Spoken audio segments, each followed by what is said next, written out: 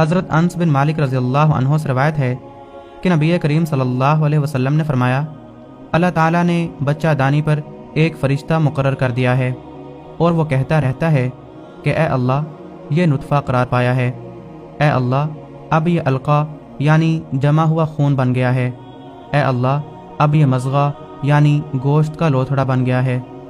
फिर जब अल्लाह ताला चाहते हैं कि उसकी पैदाइश पूरी करें तो वो फ़रिश्ता पूछता है, ए अल्लाह, ये लड़का है या लड़की, नेक है या बुरा, उसकी रोज़ी क्या होगी, उसकी मौत कब होगी। इसी तरह ये सब बातें माँ के पेट में ही लिख दी जाती हैं। फिर वह बच्चा दुनिया में उसी के मुताबिक ज़ाहिर होता है। सही बुखारी हदीस नंबर 6595। अल्लाह से दुआ है कि अल्लाह सब मुसलमान बहन भाइयों को नेक और सालेह औलाद अता फरमाए। आमीन।